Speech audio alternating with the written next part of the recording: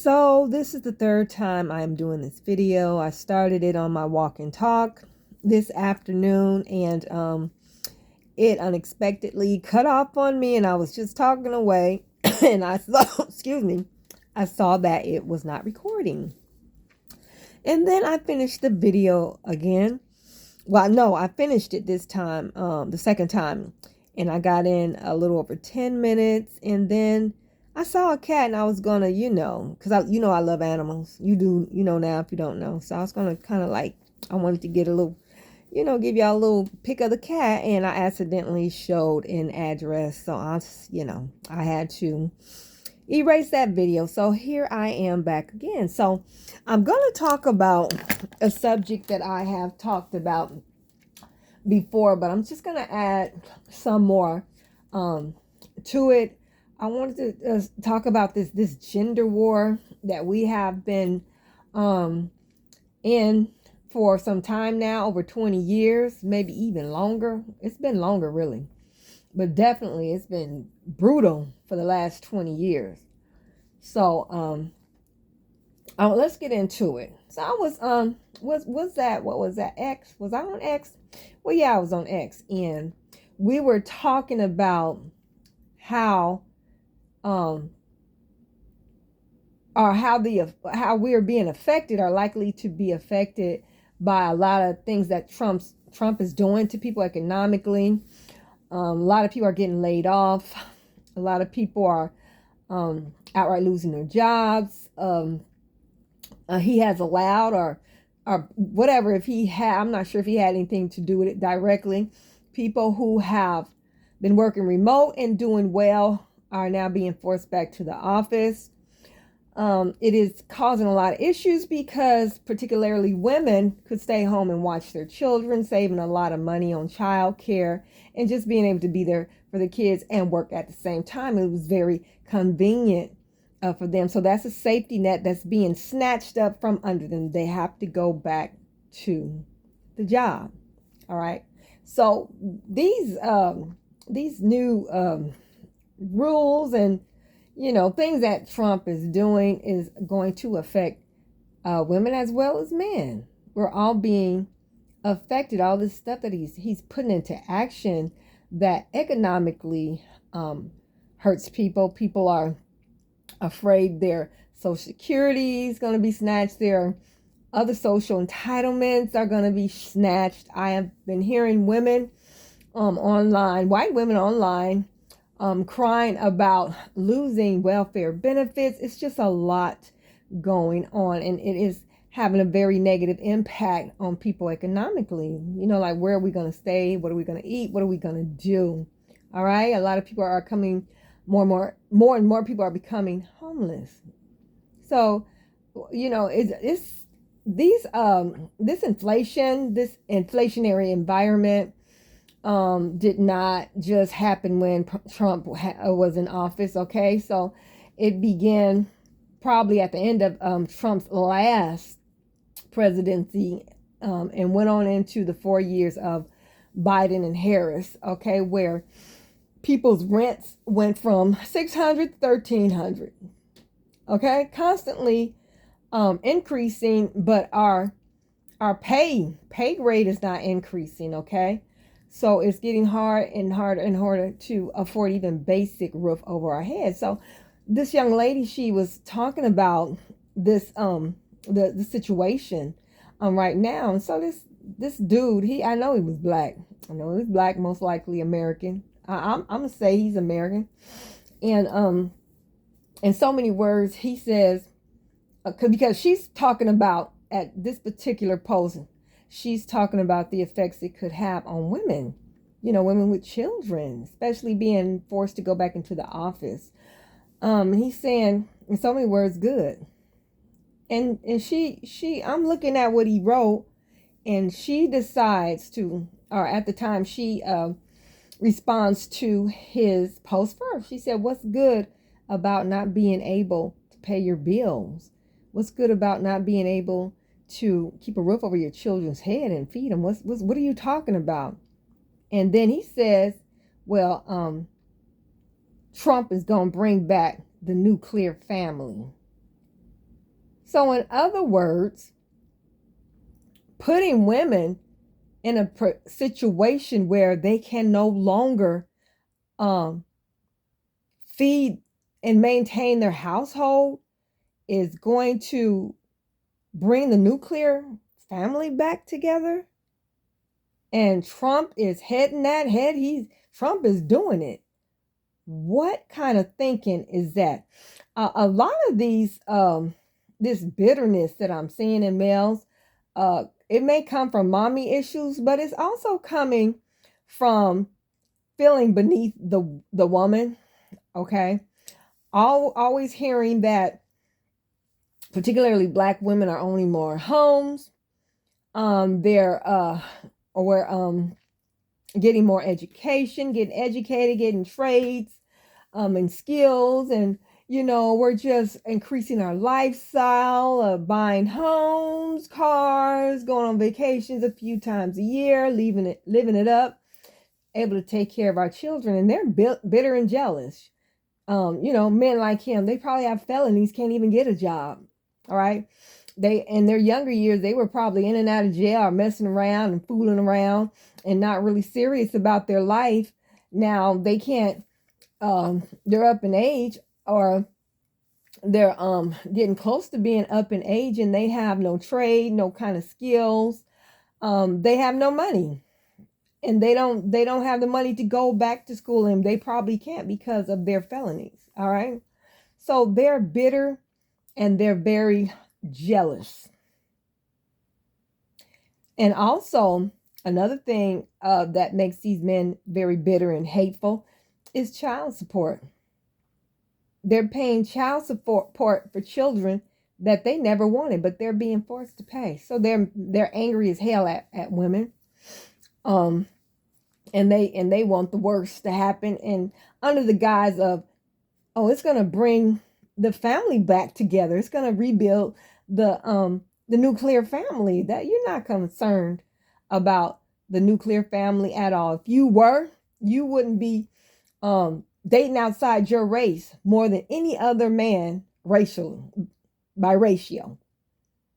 Black American men date outside their race more than any other, white men, Asian, all other men, they say, I've heard, put together by ratio now.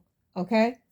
If you were so concerned about the nuclear family, you wouldn't be doing that. As a matter of fact, if you were really concerned about the nuclear family, we wouldn't be having this conversation. Okay. Because the nuclear family would still be nuclear. All right, because you would be in the home, you would be, you wouldn't be a baby daddy, you would be a husband and a father. Okay, that's not what you want. It's not what you want at all, because I've been hearing for so many years the same sentiment from jealous men, like this particular poster here, very jealous and hateful of women. Anytime a woman is more employed than you, anytime women are more educated than you, anytime you keep hearing women are making more than you, hey. And plus, now on top of this little that you have, you got to pay child support for children that you help create. Hey, I'm not gonna lie, I don't agree with a lot of the child support rules and regulations, but bottom line, you have to pay for what you create. You have to help take care of it. You might not care for that child morally.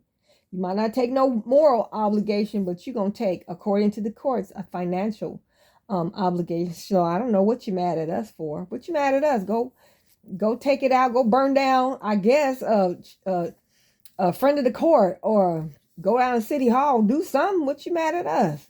Bust a gank move. On child support court, and the judges and attorneys or whatever that's enforcing it. You not get anywhere being angry at us. Really, you need to take control of your sexuality, because if you ain't got nothing, if you can't take care of yourself, you ain't got no business making no babies, period. Okay. So all this anger and bitterness in you, you're going to have to get that exercise, go see a high priest, go see a Ianifa, a Babalawo, or something. dip off some other way, because you're a strain to our people. You're a burden. You're not helping us at all. And what's coming is not going to just be hard for women. It's going to be hard for you too. As a matter of fact, things have been getting hard for a while, but the employment rate of Black women has been steady. It hasn't increased. It hasn't decreased. But for Black men, it has decreased. So work on that. Take that anger and bitterness and redirect it into making it happen for your life, tooth, nail, and claw. Building yourself up as a man, building your repertoire, building you a business, learning a trade. Shoot, go get you a jackhammer, learn how to use it or something. Do something. There's too many opportunities in America, and even though we've been shut out again and again from those opportunities, they have been taken from us and given to foreigners. DI has not benefited us like people think. No way, no how. Neither has affirmative action. Yes, I know, but you got to keep it. You got to keep fighting. And that's what our ancestors did. They had to keep fighting. You can't give up. We're fighters. We come from indomitable people. You can't give up, and you got to stop blaming everybody else for how your life is, okay, and take control of that. So with that, I say that want to go and tell you why I'm saying this. So I was on Facebook and I was watching this video, and this, as Flora Byrne would say, luminary, what'd she say, a luminer, or whatever she says, white dude was talking about how white racist groups and organizations are training like they never trained before. They're getting in shape. They're going to the gym. He said they're learning Kung Fu and all kind of other Asian martial arts. They're learning how to fight and survive and survive to the fittest. Survival for the fittest. They are heavily armed. They're constantly practicing. He says they're doing it like never before. They're expecting something to come. Something's coming. Okay, so we can't be divided. And we got one of our worst enemies who's preparing for what? It ain't preparing. They're not preparing to help us fight the power. That's for sure. So you're gonna definitely be on the end of what they're preparing for, even though a lot of these militias and these racist groups, they do not like the government. They don't like the government. They don't care for the police, but they don't like them either. But they definitely don't like us. All right, so they hate us more than they hate the police and the government. And that's saying a lot, because they know what this government is really about. They really know inside stuff. They really study a lot of the material that we're not looking at. Okay, we still trying to figure out petty stuff. So we're in a sea of enemies. We got enemies who look like us from other countries. We got enemies of the opposite persuasion. We got enemies from the south, enemies from the north, the east, and the west. We are swimming in a sea of enemies. We cannot afford to be going through no silly behind gender war. Get yourself together. You better get ready. You better start preparing. You better take that energy and put it into making some plans for an emergency exit. Get you some bug out bags, learn how to grow some food, become as independent as possible. And I was praying and asking my ancestors and the God that I believe in what we must do as a people to overcome as much as possible these decreased this inflation and these things that are coming our way. And spirits told me to be as independent as possible. And that's what I got. So better get yourself together. Go see a psychiatrist. Get them demons exercised in you. You need to find out rediscover who your enemies are. And like I said, a lot of them look like us. A lot of them are in our lineage. You better get yourself together or you're going to perish. And it's not going to be just the women. It's going to definitely be the men too, especially you. You're going to perish. Get prepared.